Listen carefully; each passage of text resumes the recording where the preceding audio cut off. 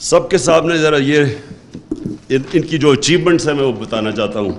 N R O صرف ایک achievement ہے, باقی یہ ذرا دیکھ لیں. جب نو کانفیڈنس موشن انہوں نے ٹیبل کیا تو پاکستان کی ایکسچینج ریٹ تھی 178 روپے. آج اوپن مارکیٹ پہ 250 روپے پہ پہنچ گئی. انٹرسٹ ریٹ, یہ بڑا امپورٹنٹ ہے انٹرسٹ ریٹ, کیونکہ بزنس ایکٹیویٹی چلتی, جتنا آپ انٹرسٹ بڑھاتے جائیں بزنس ایکٹیویٹی کم ہو جاتی ہے, لوگوں کے پاس پیسہ نہیں ہوتا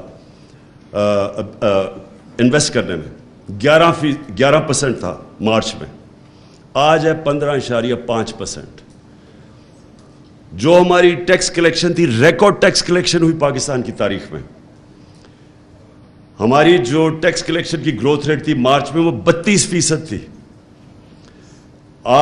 اب جولائی کے اندر وہ آ گئی ہے 10% پہ گروتھ, یعنی کہ جو پیسہ اب اکٹھا ہو رہا ہے وہ گورنمنٹ کے پاس کم ہوتا جا رہا ہے. ہماری جو ایکسپورٹس ہیں اور ہماری جو ریمیٹنسز ہیں, دونوں کی ٹرینڈ نیچے آنا شروع ہو گئی. یعنی کہ جو ڈالرز, اصل کرائسس کیا ہے, ملک میں ڈالرز کی کمی ہو گئی. تو جو چیزیں ہماری دور میں ریکارڈ ڈالرز آ رہے تھے پاکستان میں, ریمیٹنسز ریکارڈ پہ تھی, ایکسپورٹس ریکارڈ پہ تھی, وہ دونوں کے اندر کمی آنی شروع ہو گئی ہے. یہ سب سے خطرناک چیز اس لیے ہے کہ یہ ہمیں لے کے جا رہی ہے اب ڈیفالٹ کی طرف. اس کے بعد جو ان کی وجہ سے ڈالرز, اصل بیرونی جو خسارہ ہے وہ سب سے زیادہ تنگ کرتا ہے ہمیں. مارچ کے اندر جو بیرونی خسارہ تھا وہ $500 ملین تھا, آج $2.6 ارب پہ پہنچ گیا بیرونی خسارہ. جو لوگوں کے لیے جو انہوں نے سب مہنگائی مارچ سب کچھ کیا, کیا مہنگائی بہت زیادہ ہے. آج ذرا سن لیں کہ ایس پی آئی مارچ کے اندر 17% تھی.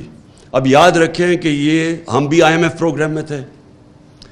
یہ جو انٹرنیشنل کموڈٹی سپر سائیکل, یعنی جو قیمتیں اوپر گئی تھی تیل کی, وہ ہمارے دور میں بھی چلی گئی تھی. اس کے باوجود ہمارا جو ایس پی آئی انفلیشن تھی, جو مہنگائی تھی, وہ 17% تھی, آج 38% ہے, 38%. اور جو گروتھ, جو یہ بھی خطرناک ہے, جو ہم نے ان دونوں حکومتوں سے کرونا کے باوجود سب سے زیادہ نوکریاں ہمارے دور میں دی گئی تھیں.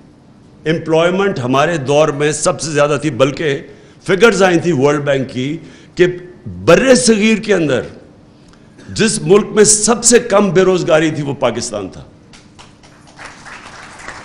اب گروتھ ریٹ جو ہمارے آخری سال میں 6% تھی, اب وہ پہنچ گئی, اب وہ پروجیکٹ ہو رہے 2.3% پہ.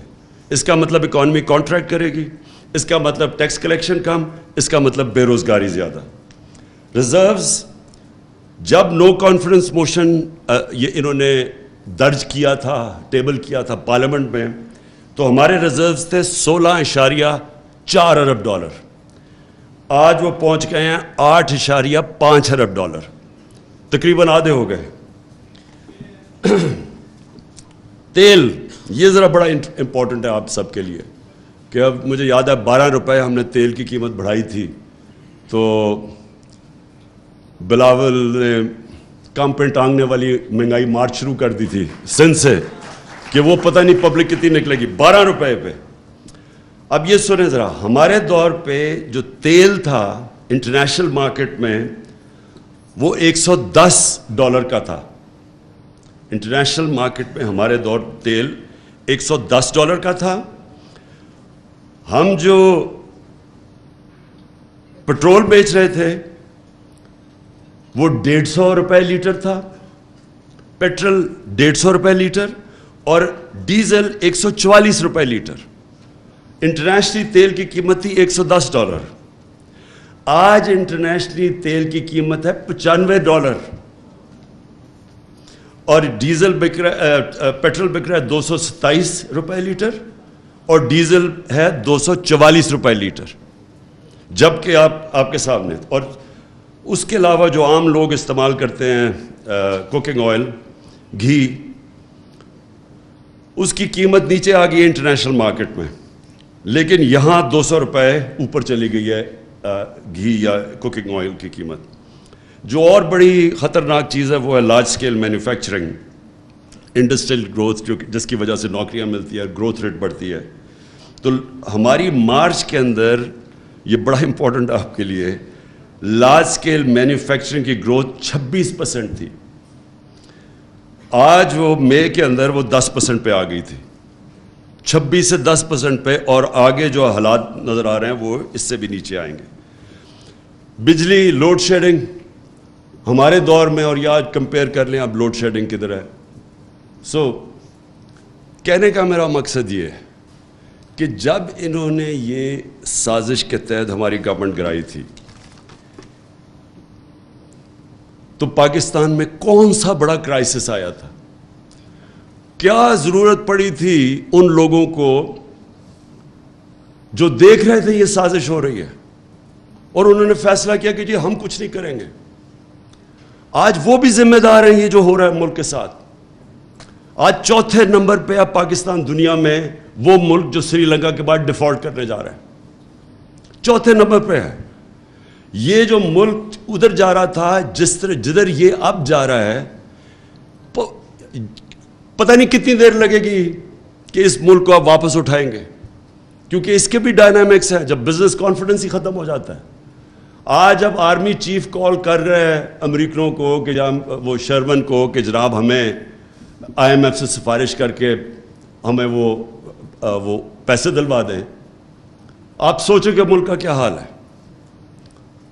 یعنی یہ اگر گورنمنٹ کے اندر یہ حالات ہیں کہ گورنمنٹ کی کریڈیبلٹی اتنی نیچے چلی گئی ہے کہ ان کو آرمی چیف کو کہنا پڑ رہا ہے کہ جی ان کو ٹیلی فون کریں.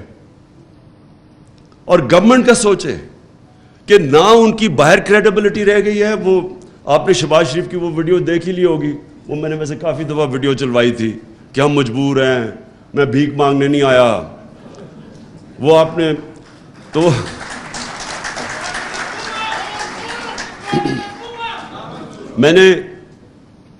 مجھے خوشی یہ ہوئی کہ یہاں کئی ایسے لوگ تھے جو سمجھتے تھے کہ وہ اشتہار دیکھ کے نا, کیونکہ شہباز شریف نے 50 ارب روپیہ تو اشتہاروں پہ ہی خرچ کیا تھا, وہ اشتہار دیکھ کے سمجھتے تھے کہ اس سے بڑا جینیس آیا ہی نہیں ہے کبھی پاکستان میں.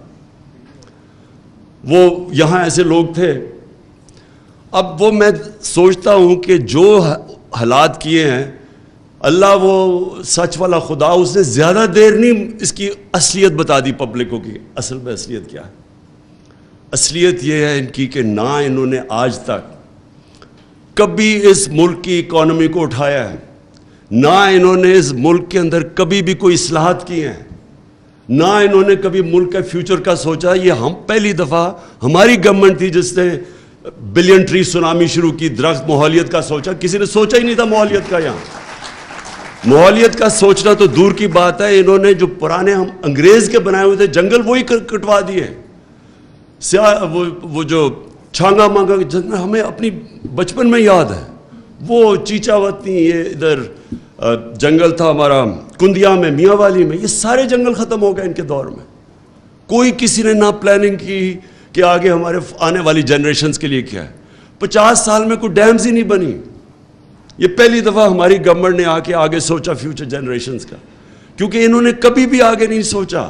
یہ جو آج بجلی کا کرائسس آیا ہوا ہے, انہوں نے یہی نہیں سوچا کہ ہم اپنے جو بجلی بنائیں وہ اپنی لوکل ریسورس پانی پہ بنائیں جدھر ہماری ایڈوانٹیج ہے. انہوں نے بجلی وہ کمیشنز کے اوپر باہر سے امپورٹڈ فیول کے اوپر بنا دی. اب پیسہ ہی نہیں ہے امپورٹڈ فیولز یا کوئلہ, LNG, جو تیل ہے, ہمارے پاس پیسہ ہی نہیں ہے, فورن ایکسچینج ہی نہیں ہے کہ وہ امپورٹ کرے. تو بجلی گھر بنے ہوئے ہیں, ان کے پیسہ بھی ہم دے رہے ہیں, کیپیسٹی پیمنٹس. بجلی بنائیں یا نہ بنائیں ہم ان کو پیسے دے رہے ہیں, لیکن ہمارے پاس پیسہ ہی نہیں ان کو چلانے کے لیے. لہٰذا لوڈ شیڈنگ کی سارے ریکارڈ ٹوٹ گئے. یہ وہ لوگ ہیں, یہ دونوں پارٹیز. آپ 90s میں دیکھیں, ڈاکٹر عشرت حسین نے کتاب لکھی ہوئی ہے. اس کتاب میں انہوں نے بتایا ہے کہ کیسے ہندوستان پھر بنگلہ دیش 90s کے بعد ہمارے سے دونوں ملک آگے نکل گئے. اور وہ کیوں نکلے؟ وہ اس لیے نکلے کہ وہاں پھر ان کی گورنمنٹس ٹھیک ہو گئی اور ہمارے یہ دو فیملیز آگے ملک کو لوٹنے کے لیے. ان کی دولت کا ان کو خود بھی نہیں پتا کتنا ہے. انہوں نے جتنا پیسہ بنایا میں گارنٹی کرتا ہوں ان کو پتہ ہی نہیں ان کے باہر کتنے بلینز آف ڈالرز پڑے ہوئے ہیں. لیکن ملک کا حال یہ ہے کہ جس ملک نے تیزی سے ان سے آگے ترقی کر رہا تھا وہ ملک کا آج یہ حال ہے کہ چوتھے نمبر پہ انہوں نے پہنچا دیا ہے وہ ملک جو ڈیفالٹ کرنے جا رہا ہے. میں ایک چیز ضرور آگے اپنی پارٹی کی طرف سے پہلے تو ہم اپنی تجویز دیں گے. دیکھیں کبھی بھی اس ملک کے اندر ہمیں کبھی اجازت نہیں دینی چاہیے کوئی اس ملک کی قیادت کرے جس کا سب کچھ پاکستان میں نہ ہو. یہ کیا وجہ ہے کہ آپ پاکستان کے پرائم منسٹر بننا چاہتے ہیں, وزیر بننا چاہتے ہیں, پیسہ آپ نے ملک سے باہر رکھا ہوا ہے. بچے کہتے ہیں ہم پاکستان کے شہری نہیں ہیں, ہم برٹش پاسپورٹ ہولڈر ہیں, اس لیے جواب دہ نہیں ہیں. اربوں روپے کی پراپرٹیز میں یہ رہتے ہیں وہاں. جو یہ حسن, کیونکہ میں تو لندن جانتا ہوں, جو پراپرٹیز میں یہ رہتے ہیں